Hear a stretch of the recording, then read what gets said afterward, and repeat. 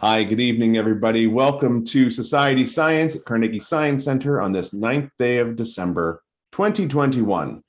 Our guest this evening is Dr. John Kennedy, professor in the Department of Political Science at Westchester University.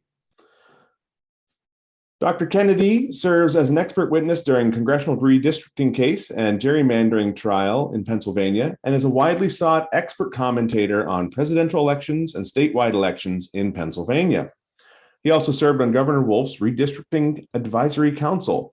He's been a frequent contributor to various news organizations regionally and nationally, including ABC, CBS, NBC, PBS, NPR, The Business Insider, Al Jazeera America, and other media outlets. An expert on presidential election voting behavior and public opinion, Dr. Kennedy directed numerous voter polls during previous presidential elections through a collaboration between WHYY and the University Center for Social Economic Research. Dr. Kennedy is also the author of Pennsylvania Government and Politics, as well as Pennsylvania Elections, which explores voting trends across the state, analyzes the political geography of the state, and develops a narrative of the people and places that have shaped these elections. In addition, Dr. Kennedy has written The Contemporary Pennsylvania Legislature, a book investigating the degree to which current social and technological changes have affected the Pennsylvania legislature and how it has been transformed from a part-time lawmaking body to a full-time professional institution. Both books were published by the University Press of America. Dr. Kennedy was also the keynote speaker at Pennsylvania's Capitol Centennial Celebration in Harrisburg. Before I turn the microphone over to Dr. Kennedy, I would like to let everyone know that there will be a Q&A after the presentation this evening. In the bottom of your Zoom window, you will find a Q&A button. Feel free to click that button, enter your questions at any time during the presentation this evening, and we will try to get to as many of those as possible, and we will get to as many of the pre-submitted questions as possible. With that, it is my pleasure to turn things over to you, John. Dr. Kennedy, please take it away. The stage is yours. Thanks, Brad. I appreciate the introduction, and you and the folks at the Carnegie Science Center for inviting me to host this webinar, which is on a topic that's very important, as I'm sure you are all aware, and increasingly important as far as the politics of the state and the nation.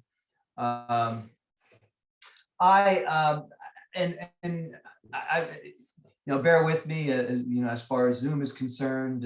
If you have any questions, feel free to interject however you can. If you have any comments, again, feel free to ask away. And Brad, if I'm missing something, or if just speaking here to the camera, if I'm not seeing questions, feel free to interrupt, because I do want to try and answer anything you might have. So we have a little bit of time here as far as gerrymandering is concerned and the whole redistricting process. I've been involved in Pennsylvania and studying Pennsylvania elections and politics for my whole career. It's what I focused on. In the summer of 2017, I was approached by the legal team representing the League of Women Voters in their suit against the Commonwealth, based on the what was alleged the discriminatory map of the 2011 that was approved and signed by Governor Corbett. Of course, months went on, and ultimately the Supreme Court of Pennsylvania decided in early November to hear the case. So, we had about a month to prepare, and I issued my report. If anyone would like to see a copy of the report, I would be glad to send them my own expert report. And the three of my colleagues who were also a part of our legal team. It's also all part of the public record. If you go to the Brennan Center for Law and Justice, there's a whole section of the trial and everything, all the legal proceedings from this case, which was really a landmark case. It was the first time in history, and to this day, the only time in US history, that a congressional map was tossed out for political reasons.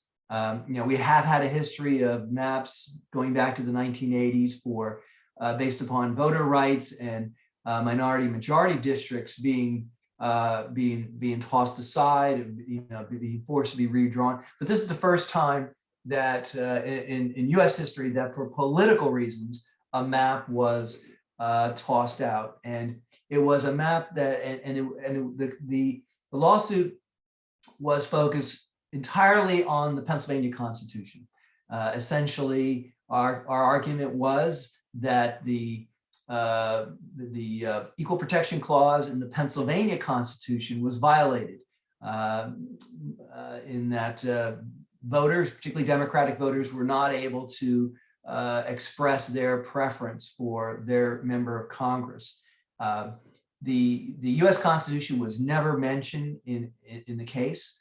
And the reason was that, the easy answer is that we didn't want the U.S. Federal courts involved in the case.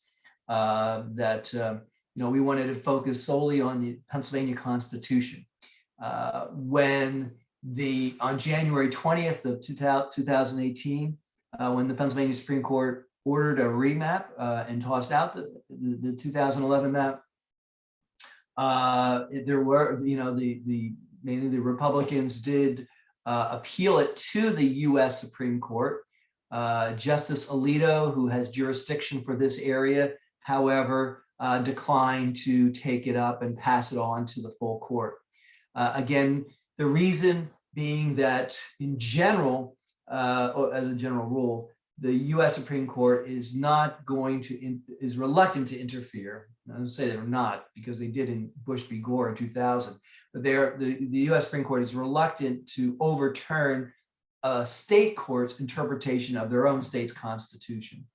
And so, the Pennsylvania decision, the decision of the Pennsylvania Supreme Court was not heard at the federal level, and it remains.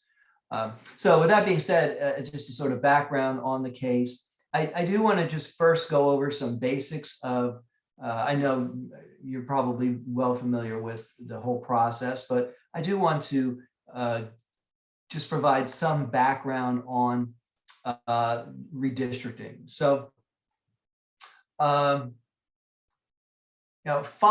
following, sorry.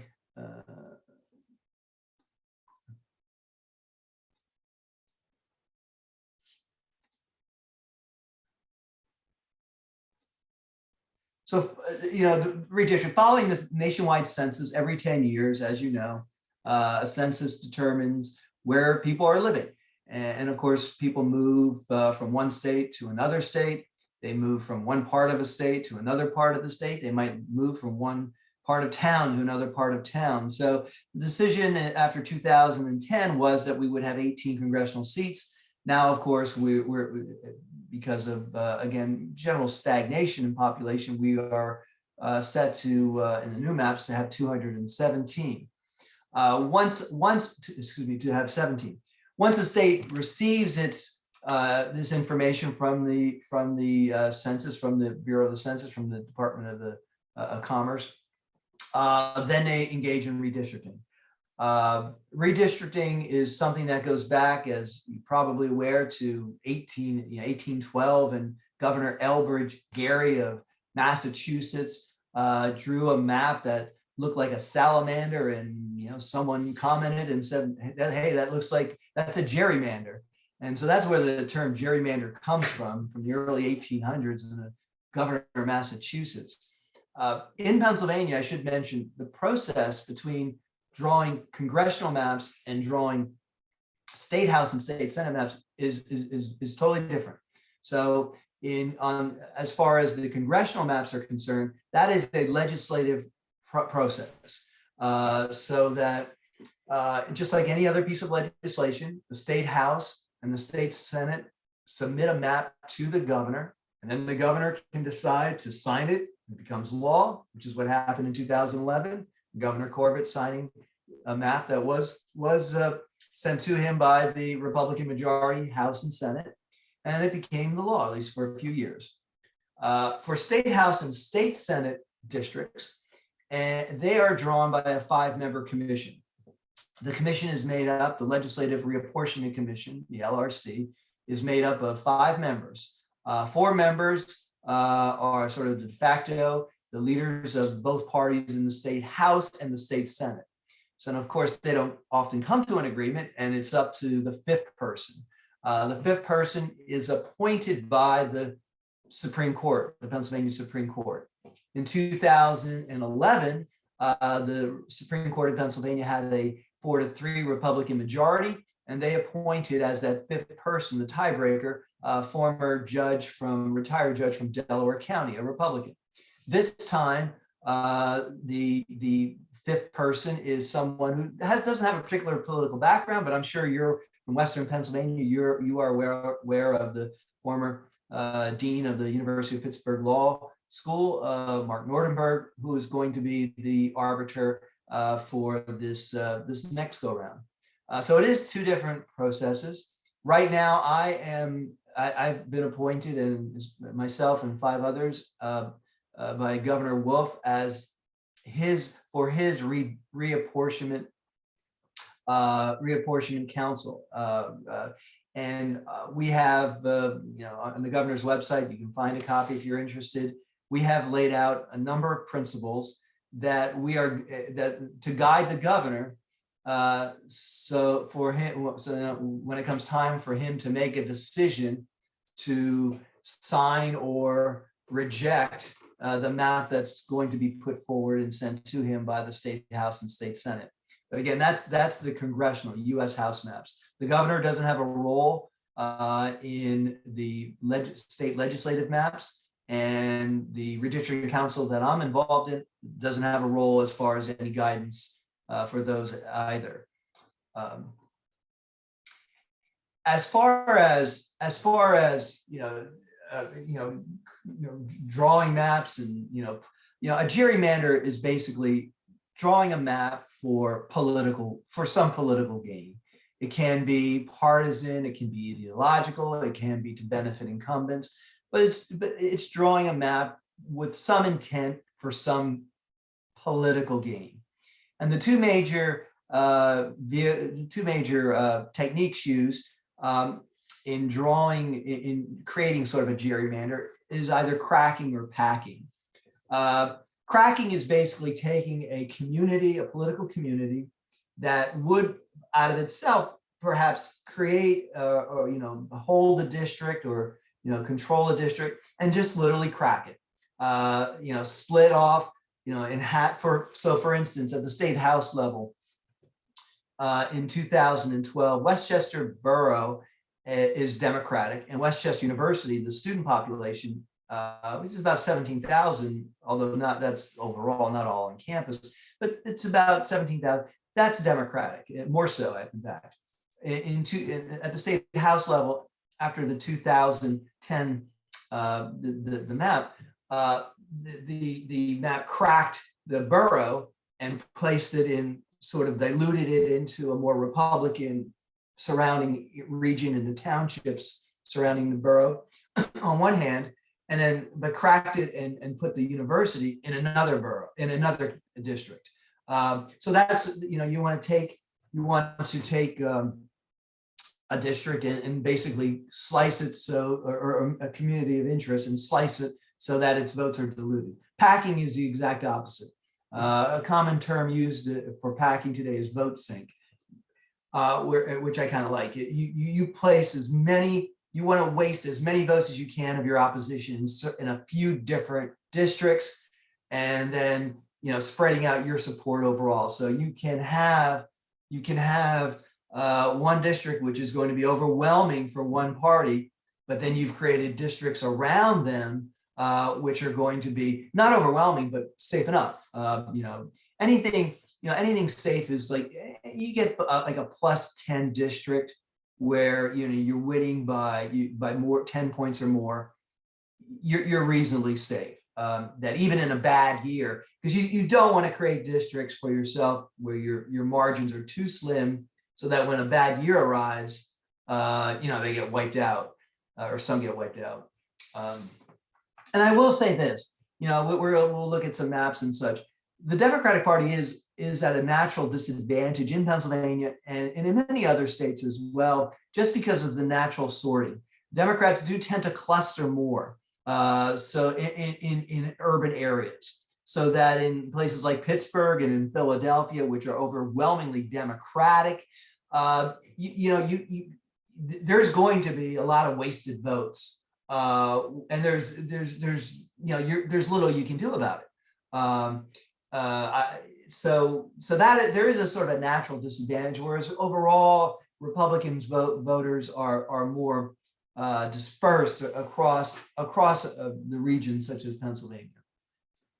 Now, my role during the League of Women Voters case was to look at communities of interest, and so a community of interest is what it sounds like. It's a group of individuals, a community that have some commonality.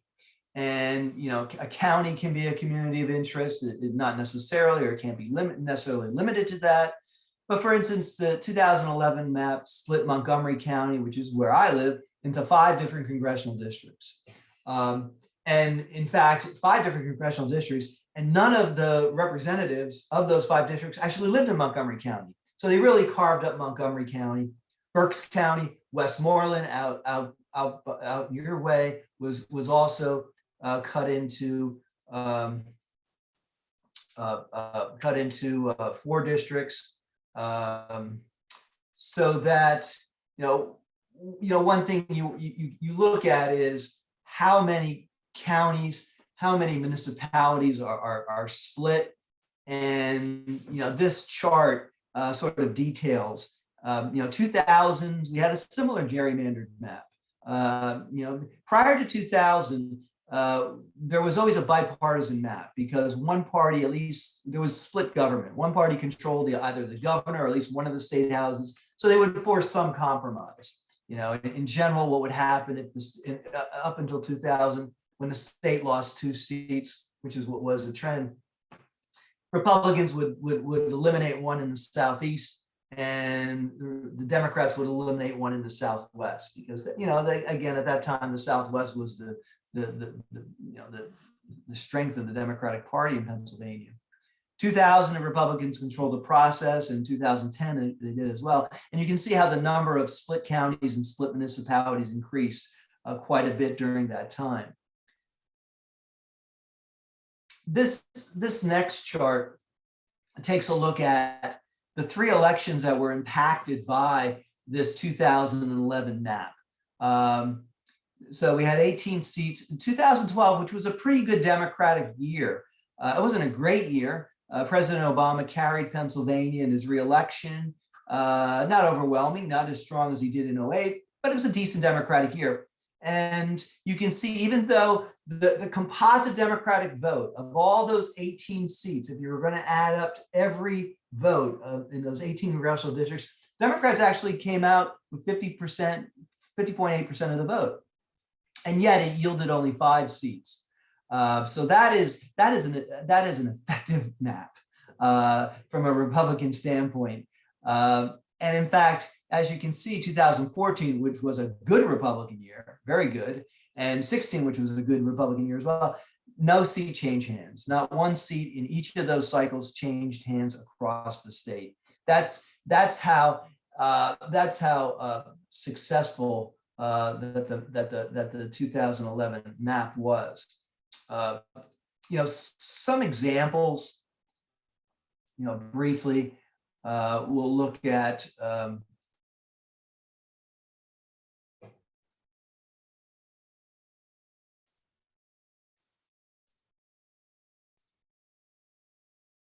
sorry for the delay here, it's a little slow.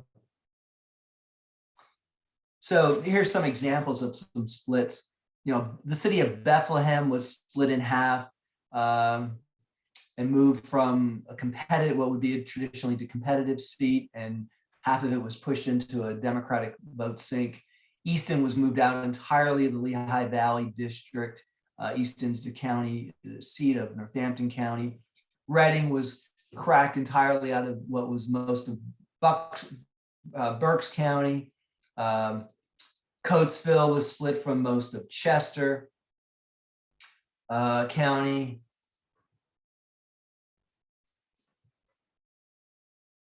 Chester, the city of Chester itself, which is very Democratic in Delaware County, was pushed into a Philadelphia-based county, and again to pack more Democrats as possible into that first district. Harrisburg, the capital, was split into 2 districts.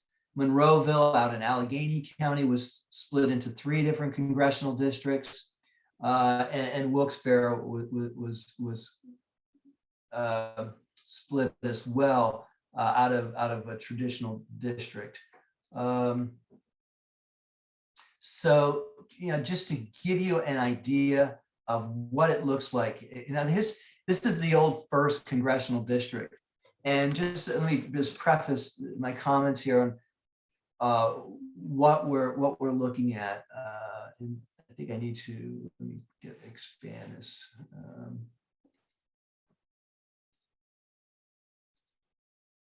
Okay, so this is the 1st congressional district. So one thing that was not mentioned throughout the process of the whole trial was we never discussed party registration, because voting performance does not always equal party registration.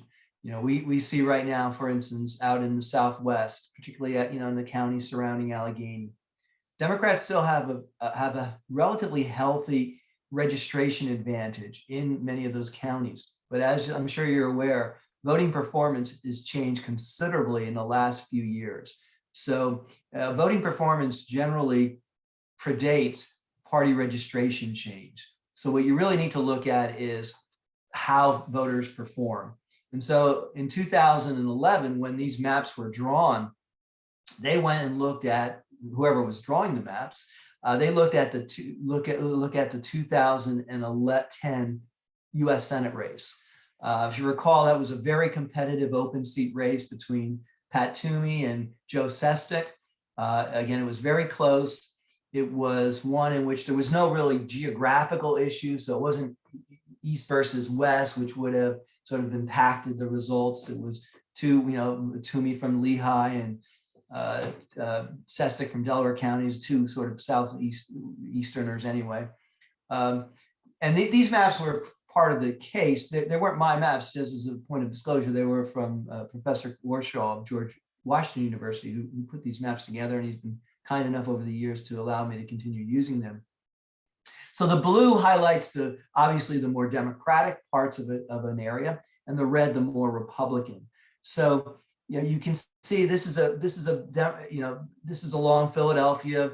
You can see there's some red areas in South Philadelphia, but this is a very Democratic area. But if you look at sort of the appendages here, going down at the bottom, you can see the city of Chester down along Route 95. Again, now you're going into Delaware County. Chester has a large African-American population, it's very Democratic, and Swarthmore as well. As you can see, it sort of veers up and picks up some very Democratic areas outside the county seat of Media. Those are areas that really should be in the Delaware County district, but they were packed into Philadelphia. The 3rd congressional district is really another good example. This is the northwestern part of the state, and you can see at the very top, you see Erie County, which is the one Democratic stronghold in this part of the state. And there are some stronger communities along the Ohio border, as you can see out towards Youngstown, Ohio. But Erie County was cracked in half. The city placed in this district. The rest of the county is going to go in a very red district. But this is an example of cracking. And there's no non-political reason to crack Erie County. There's not an issue with Lake Erie. There's not an issue with with New York or Ohio borders or anything like that. There was no reason to except for politics to cut Erie County in half.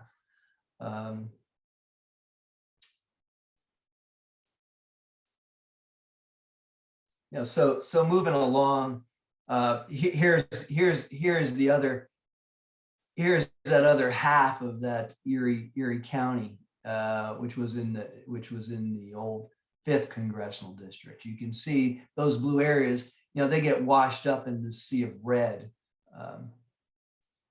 Now down closer, where I live, and this was actually the Westchester University district. It was Ryan Costello's, the Republicans at the time. You can see Westchester at the bottom. Areas turning blue. Westchester, parts of Chester County, goes up into parts of Montgomery County, Pottstown, then goes up into Berks County and takes in, you can see outside Kutztown. You'll notice Reading, though, is not part of this district.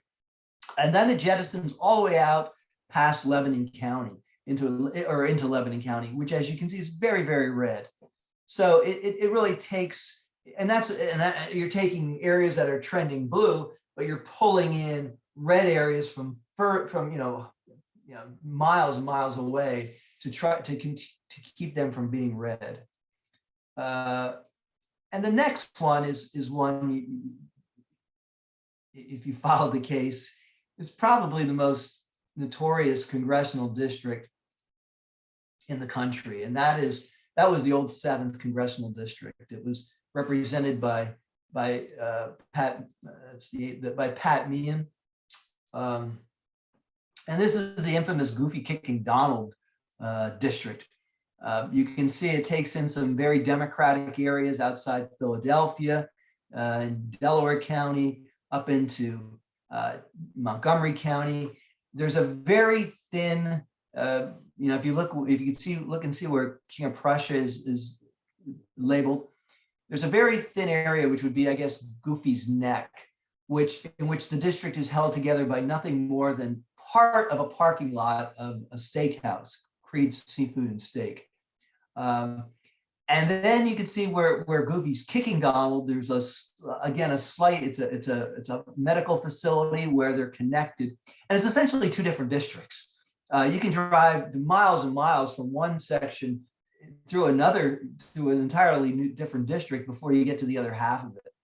And you can see that the new half that's brought in is very, very red. You're in areas of Berks County, but especially Lancaster County, that are very red. And overall, it tips the balance to the Republicans. So again, this is how you create a 13-to-5 map in a state that's essentially 50-50. The 9th district was one out in your area. Again, this is a red district out in the southwestern part of the state, but you can see there's some very blue areas that were sort of appendages on out in south of Pittsburgh to just waste some votes.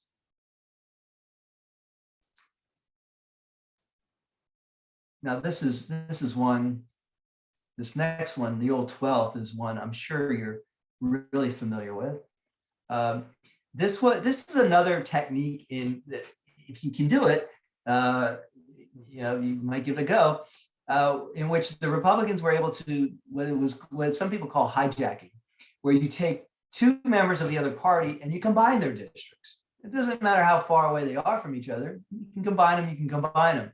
So the Republicans, the map makers, I should say, so Jason Altmeier's district from out in the west, you can see along the Ohio border, and combined it with Mark Kritz's district based in Johnstown.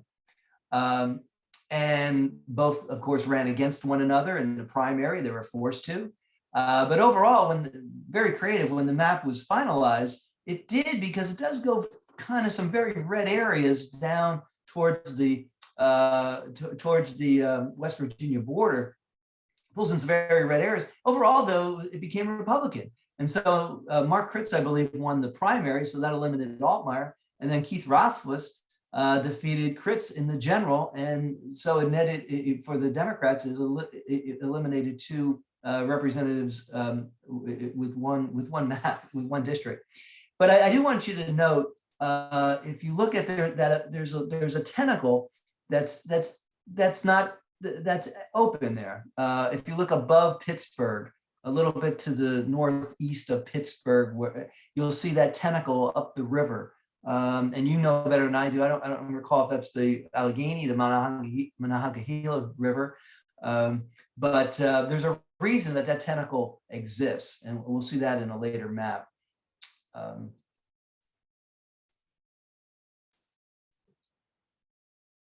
And here I'll pull it up now. Here's the tentacle.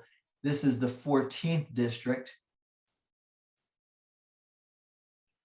and this was Congressman Doyle's district, and you can see that tentacle, which is very blue.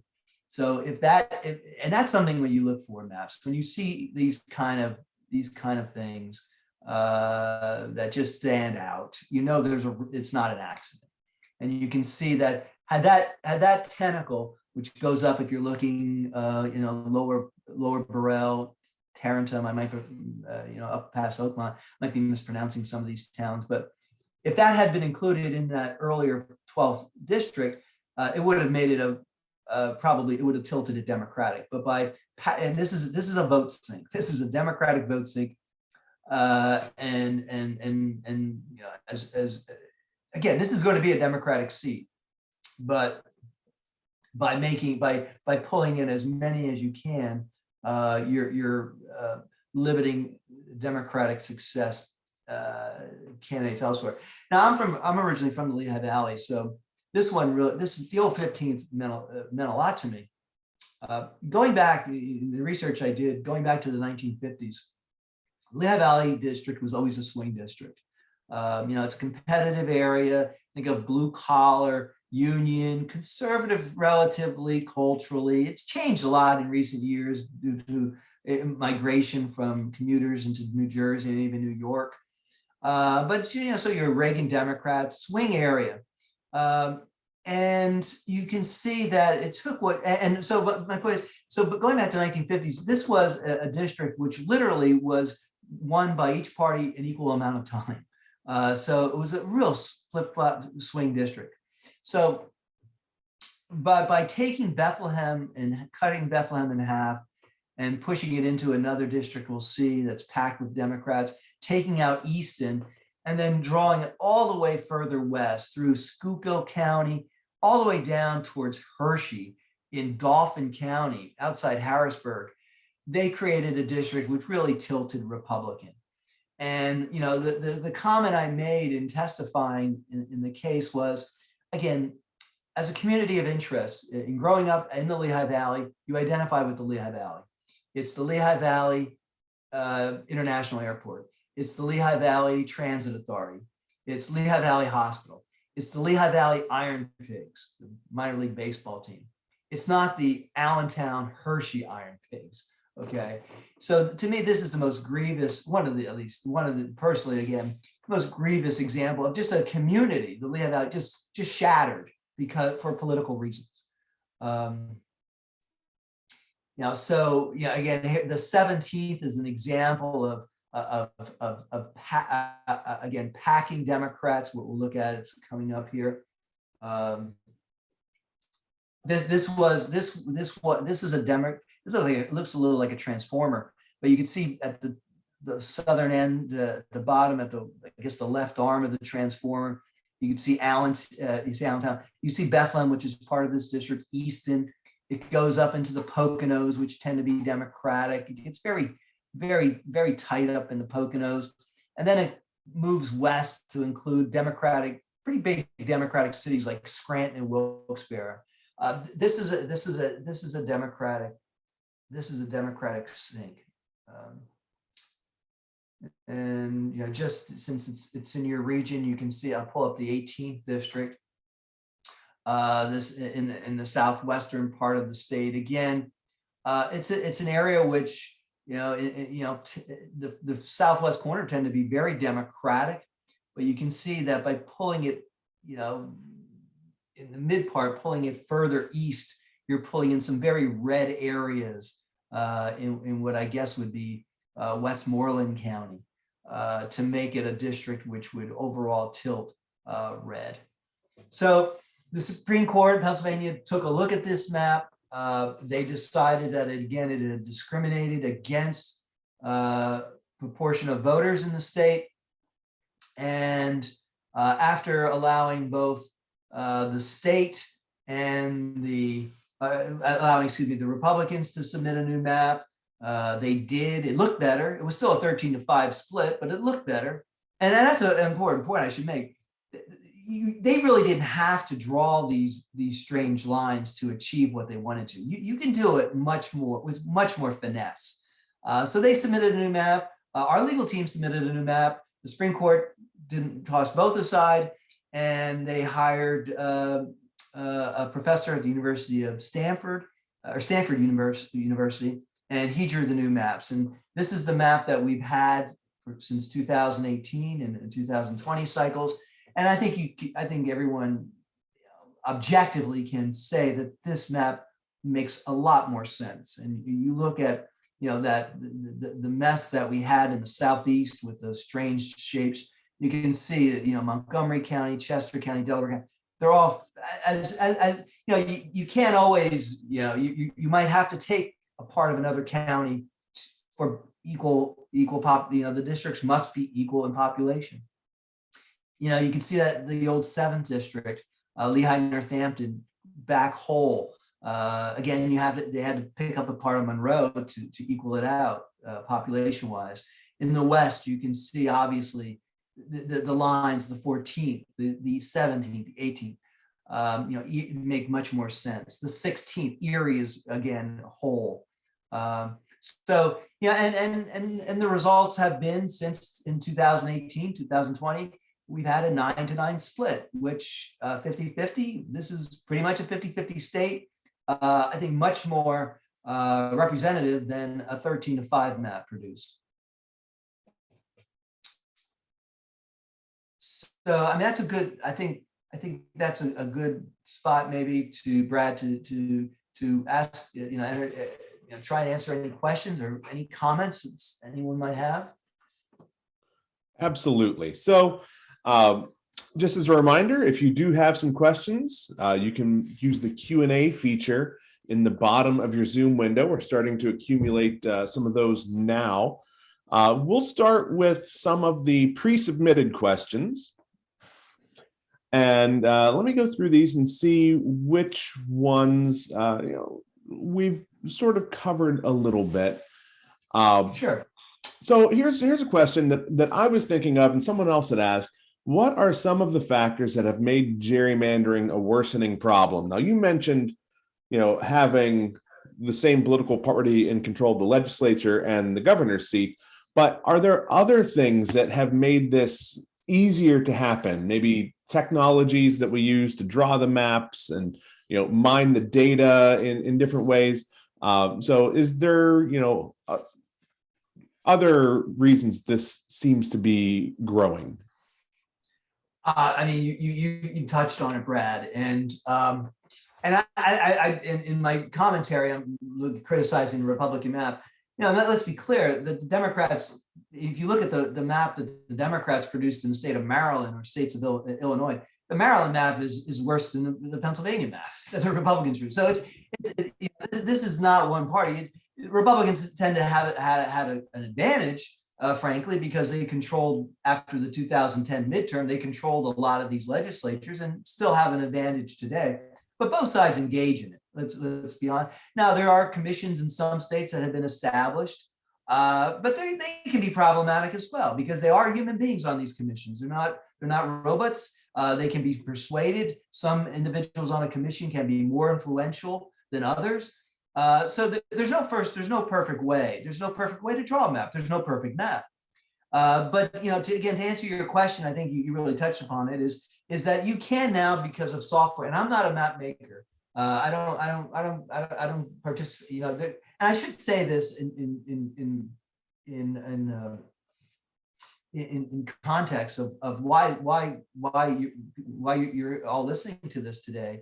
Is that there are groups that were founded just a few years ago, like Draw the Lines and the Fair Districts group, who really have amplified this to the public as an important issue that didn't exist 10 years ago. These maps came out of nowhere just a few days before they were due, and there was no public comment, there was no public involvement, no engagement. Most people didn't know anything about this. So I give a lot of credit to these organizations. Again, I'm not affiliated with them. I don't draw maps, but they have really highlighted this as the importance of this. But back to what you're saying, the technology, it has changed enormously over so that you can sit at your own in your own home and your own desktop, and you can draw maps because of the software that's out there. And the draw the lines competition, people literally do that. So for instance, in 2000 and just to show you how things have changed, in 2001, when the Republicans drew the map, it wasn't that long ago, they didn't have the kind of technology that we had today. And so they drew maps that, they cut their margins a little too close. Because you need to project what things are going to look like 10 years from now, because these maps are going to be with us for 10 years. So that the Southwest is changing and what's going on. That the Southeast is changing. Well, so so you need to project. And so what happened to the Republicans, when they drew those lines in 2001, they had a bad year in 2006, and all of a sudden 4 seats got washed away. So now, because of the soft, you can go down to the census block. You can go down to the census block level and know what the voting performance is. And that did not exist even 20 years ago. Yeah. It's amazing how unintended consequences from advances in technology creep up. We see Thanks a lot. In every field, really. So we've got a couple of questions from our live audience here. Let's see. Bob's question also pairs up with one of the advanced questions. But Bob's question is, my understanding is that each district is supposed to have approximately the same population. In Pennsylvania, there are large cities and rural areas. The rural areas have much lower population density. I can understand why many of the Republican areas look much larger than Democratic urban areas. I agree that we should not do gerrymandering, but how do you establish a basis that forces the districts to be contiguous? And then another one of the advanced questions says, excuse me, I'm managing a few different windows here. Wouldn't the ideal district be square and just dispassionately drawn? So your, talk about communities of interest, I think, is, informing, the answer to these questions. But there seems like there would be many other ways to draw the maps too. So as far as the communities of interest go, how does that result in maybe the most fair outcome? Well, it may not be the most fair, and it may not even be the most important. But there is districts must, and this is a national standard. They must be contiguous. That is federal mandate. That's a court mandate. They must be contiguous. You can't have a district over here and one over here and call it the same district. So however slight it is and narrow it is, they must be contiguous. I don't, back, question of block, if we all lived in perfect squares, yeah, you could, but we don't. And counties, sometimes you can look at lines and they don't make sense. Well, county lines don't always make sense, and they're not perfect squares. And you can draw a map that looks great with that, but it could be very gerrymandered. So there are a lot of different measures. Contiguous is one. The population question issue you mentioned is a good one, because this is open for interpretation, and it really is a court question in Pennsylvania. In Pennsylvania, they have to be exact. They have to have, each district has to be absolutely exact. That's not the case in all states. In some states, there is like a 1% or 2%, degree that they can fluctuate. I'm not sure that's a bad idea. I think you could, again, but you could sit here and debate this. I'm not sure, because you might be able to draw a better map and preserve things better if there was a little bit of fluctuation. If 100 people are who, let's say you live in Lehigh County, but because there's a little bit of overflow, you have to cut out 100 people from Lehigh County and put these people in Bucks County. to me, it might make sense if you could keep them in Lehigh County with the rest of the county. So, but that's a state court issue, and right as of now, they must be equal, and that goes back to a ruling in 20 years ago when the courts threw out the state house and state senate maps because some of them differed by like 5 people. So that was a different Supreme Court, and maybe this one would look at things differently. But I think everyone is under the assumption today in the maps that are made that they all must be exactly equal. Okay. So we have a couple other related questions here. One question, which I think we've already covered, is who determines the boundaries for the congressional district? You've got that 5-member panel, but Kitty Mama's question is specifically about that panel. Why do we need this 5-person committee? Why not give the census and all other relevant data to a neutral third party and let them draw the districts, which is pretty much what happened in the case, the aftermath of that 2011 redistricting. But is that 5-person committee that's outlined in the state constitution? Is that right? Yes, it is. Yeah, and again, they draw the state house and state senate maps, and that is outlined in the state constitution, the Legislative Reapportionment Commission. It is intended to be nonpartisan. So when we think of nonpartisan commissions, it isn't, technically they are, but that 5th person, the key person, is supposedly a neutral person. Of course, can anyone be totally neutral? I mean, you can attempt to be, but when it comes to, generally what happens when you're drawing these maps is both sides will take areas of their, I'm looking at like the state house and state senate, which are smaller districts. Both, like the Republicans, when they look at Philadelphia and all the state house districts, they'll say to the Democrats, do what you want with it. Okay, you have that. We don't care if you draw, Westmont area and Eastmont area and South, but we don't care about that. And Democrats will say, whatever you do in Central PA and all, it's those close calls, in the competitive suburbs. Yeah. That's where a line here, a line there, that's where that 5th person intervenes. It's not as if the 5th person, and there are full-time people who do work on this year-round. They're employed by the state house, the state senate, these cartographers. I mean, this is what they do for a living. They're looking at population trends. They're looking at how things, how they can benefit. It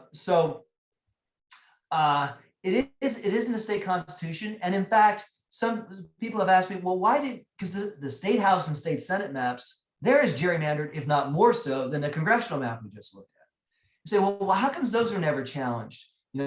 Because the state constitution specifically states that they can only be redrawn once every 10 years. So if you want to change that, if you want to change the reapportionment commission, that would take a state constitutional amendment. And there was a movement for an amendment in the last session. But of course, constitutional amendments in Pennsylvania, before they go to the voters, must pass 2 legislative sessions. And so even if it was passed tomorrow in the Pennsylvania House and Senate, it's still going to be until you still need the next session, which would convene in January of 23, to vote for before it goes to. And again, that's too late for this cycle. So the closest we would come to a real commission for the congressional maps would be 2031 at this point. Wow.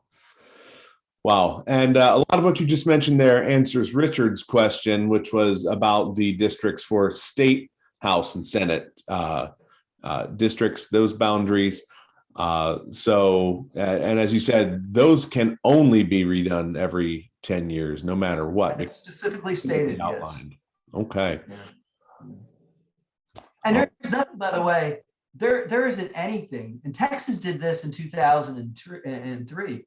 There isn't anything in the US Constitution which tells states they can only redistrict once every 10 years. So that, let's let's, an example, let's say in Pennsylvania, Republicans had full control and they just moved through whatever map, whatever they moved through. If, let's say, Governor Wolf had, won in 2014 and the Democrats took the state house and state senate, they could just write it. They could just create a whole new map for Congress. And in Texas, Republicans did that in 2002, post 2002 election when they won the legislature.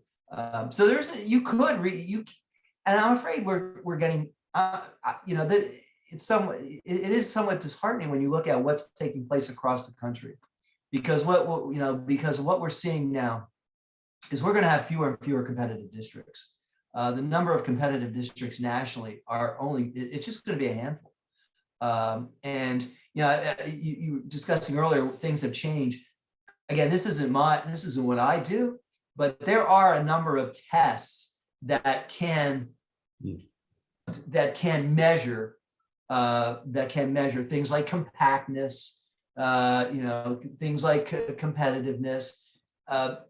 When the Supreme Court, the U.S. took this up 2 years ago, post PA, but they looked at two maps, the Maryland map and I think it was the North Carolina map, a Republican and a Democratic map. They ultimately, Justice Roberts, who wrote for the majority, basically, threw his hands up and sort of discounted these ways of really measuring and basically punted and said, the states are going to be able to do what they continue to do. Unless voting rights are involved in minority, majority districts, which can be African American, it can be Latino districts. All right. So we'll give a little bit of a change of pace here from the questions we've been asking. Someone asked in advance, what was the biggest takeaway from your community listening sessions? I think it's something that I just mentioned a moment ago, is that the level of public awareness today. Yet last night, and I wasn't aware of it till this morning when I looked on the news. Last night, the State House government committees, which has jurisdiction for the State House maps for the Congress, they did submit their map. And maybe, I was teaching today, so I had some time in between class to take a look at the maps. The state Senate is expected to take a look at the map, to submit a map next week, and then we'll see how it all plays out. But my point is, if you go to the Pennsylvania State House map, and you can check the links through Fair Districts, they have it as well. You can already see the piles of comments that have already been posted. So people are aware of this. I'm not from the western part of the state, so when I hear people from central PA for that matter, when I hear about there's different authorities and schools if you can, school districts shouldn't be split. In reading these, you do get appreciation and learn a lot about the state and the things that I certainly wasn't aware of a lot of this stuff. But for those it's in their backyard, it's important to them. Mm-hmm. So this one, I think we've sort of touched on a little bit, but maybe we can crystallize an answer for this. Redistricting determines, this is from Kitty Mama, by the way, redistricting determines, pretty much every issue in our state government, or it has, an impact on the makeup of the legislature, which, decides, how things are going to run. And it disenfranchises voters and dilutes or concentrates, voting blocks. So why do we think that this gerrymandering issue is not a bigger issue among the general public? We mentioned there are some interest groups working to have more fair maps, but why do you think this really hasn't caught on the way lots of other issues have? I mean, it's hard to say. I mean, it's caught on as far as I'm concerned. I think there's a lot, but I think that's a good question, because there's a lot of reporting, and there's a lot of information out there about what is considered voter suppression laws. We've been reading a lot about it in places like Texas and Georgia. We've had boycotts. We've had voting rights attempts to try to deal with that, and I think that's all fun. I think that's all appropriate. I do think that what we're looking at here is going to have a greater impact on the end result than anything these attempts to try to limit voting. Because you can try and limit voting, but we are in a period today of such heightened partisanship. If you look at turnout, it's hard to imagine going back to a period when turnout was as low as it once was not so long ago. In the midterm of 2018, turnout was only 1 point below the 1996 presidential election. So I think about, Bob Dole, of course, passing away and being in the news. When he lost to Clinton in 96, turnout was 50%. In the midterm, just, in 2018, turnout was 49%. Turnout in the last presidential election is the highest in the modern era, higher than Kennedy Nixon. And by modern era, I mean, post like secret ballots. So if you go back to like after the Civil War, turnout was 80%, but the votes were all bought and sold. They were pre-printed by the party, so it's not an apt comparison. So people are going to vote. You maybe, so you can cut down Sunday voting. Maybe you can't vote on Sunday.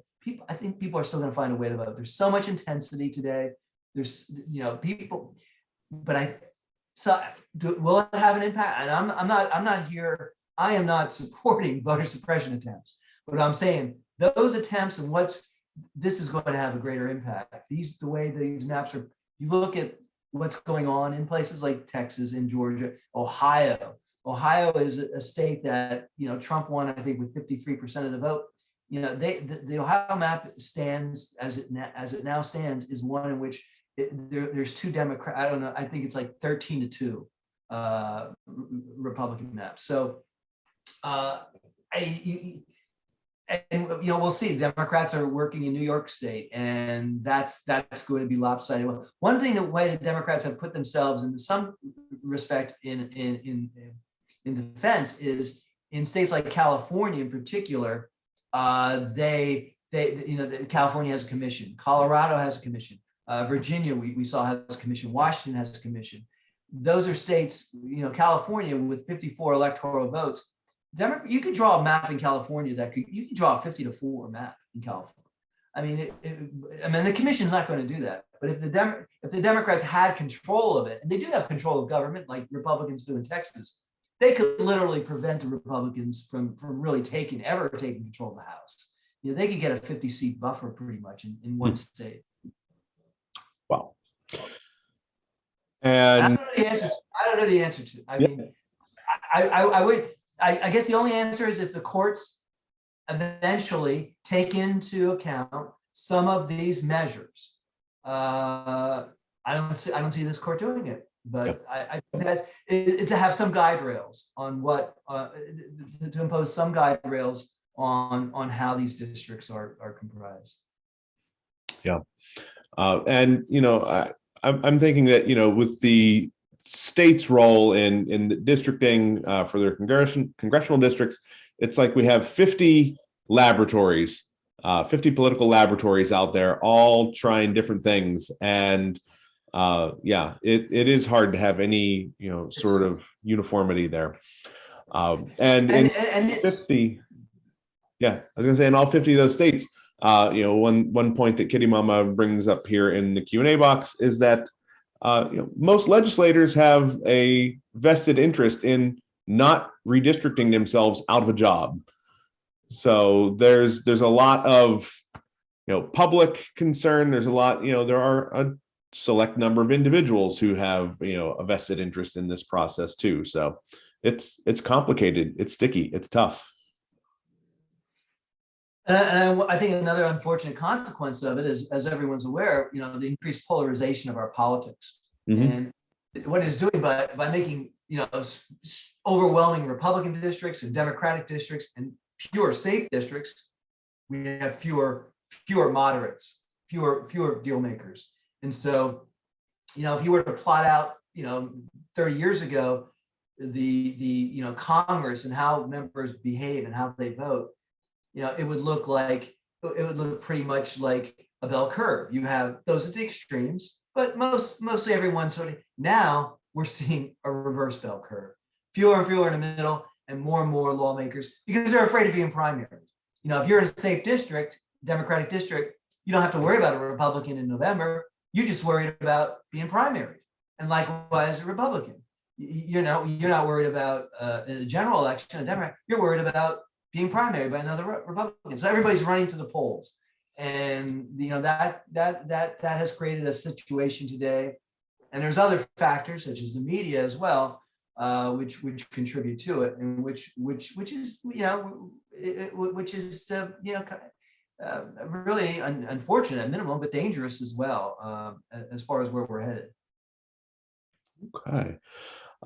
We have one more live question that came up here, and this is submitted by Bob, and Bob admits that it's a little off topic, a little off subject, but it's on the topic of people voting. And Bob says that when they first started voting, had to show a voter registration card and show it every time they voted.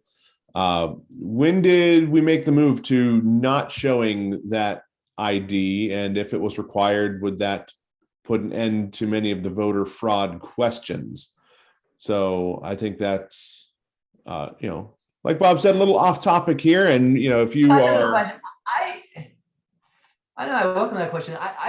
In Pennsylvania, I don't know if it's a law or rule, but it's the first time you vote in a precinct, you are required to present your ID. I don't know the genesis of that. I voted in a couple different precincts in my life. I don't remember. I don't remember presenting IDs even when I was first started. First time I voted was in 1980 presidential election. I don't remember. I don't remember much. I don't remember much about 40 years ago, but I don't know when that changed at all. On the issue of voter ID, that was something again that was enacted in Pennsylvania in 2013, I believe, 2012, 2013, signed by Corbett. The Pennsylvania Supreme Court ultimately tossed it out because they ruled that it was an indirect poll tax. And in fact, the law firm Arnold and Porter, which I worked for, they were the plaintiffs in that case as well. Their argument was that it's an indirect poll tax, that unless the state provides everyone with an identification, the cost involved for some people who have to obtain identification. Most people, of course, have a identification, a photo ID, but not everyone does. Some people don't drive. Some people live in the city might not drive. Some people are elderly. Their records might not be available anymore. They might not have a photo ID. So for those people, there would be a cost incurred. I think it was not really nominal, like $15, $20, but the court ruled that was essentially a poll tax.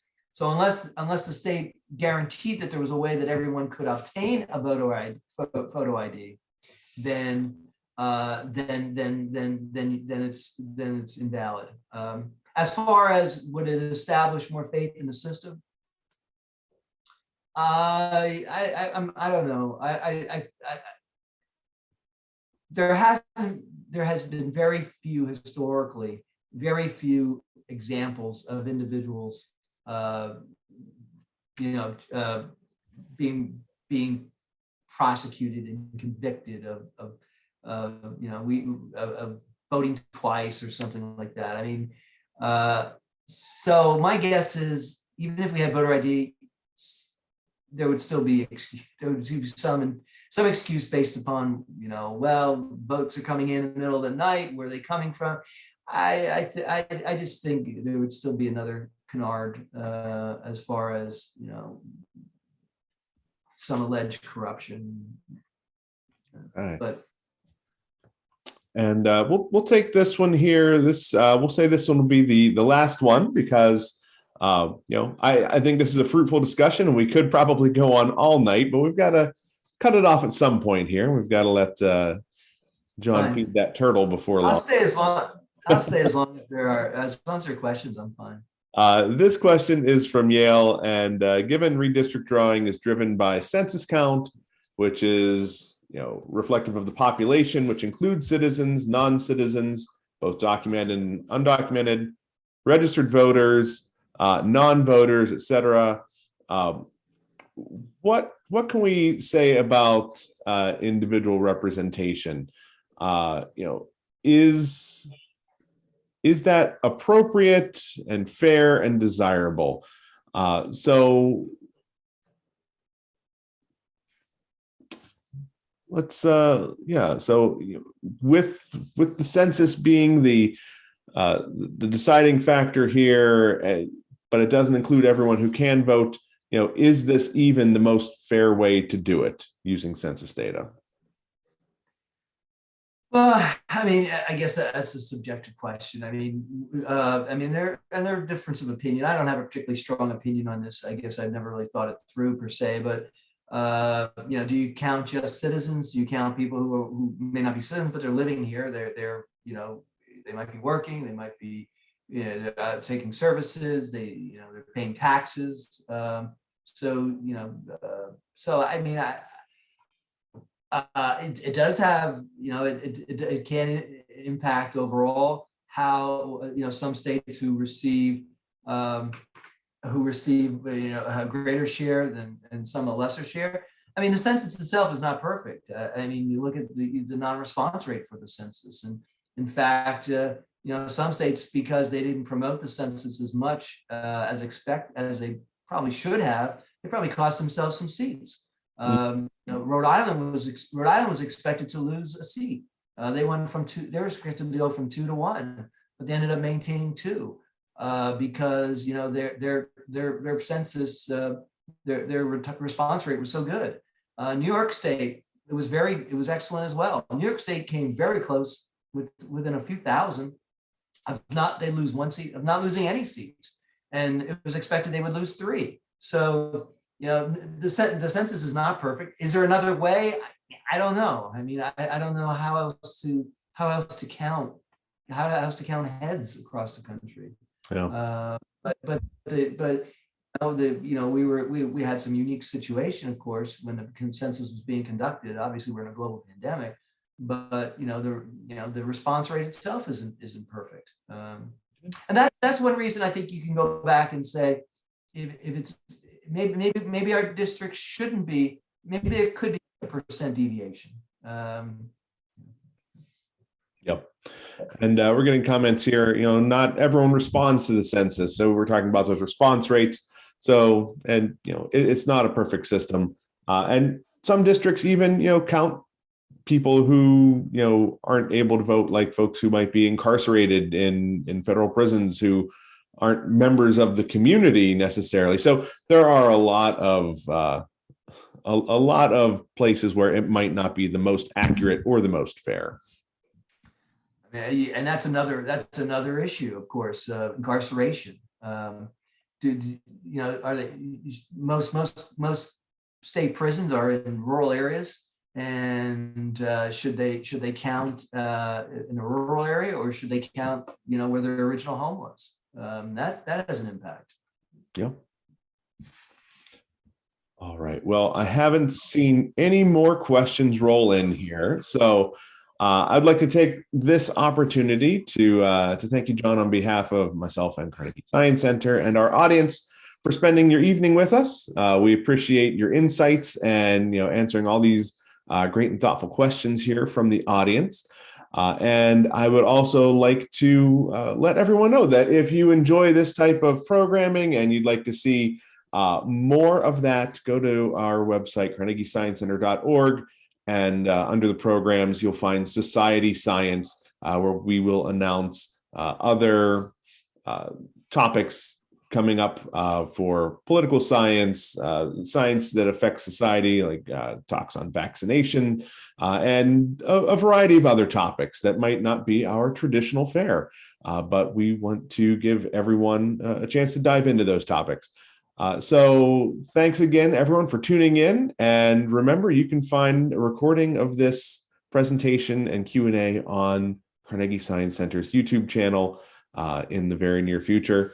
Dr. Kennedy, thanks for joining us again this evening. It's been a pleasure. No, thank you. Thank you, Brad. I appreciate the opportunity, and thanks to everyone. It's been my pleasure. All right. Have a great night, everybody. And we'll see you for the next session of Society Science.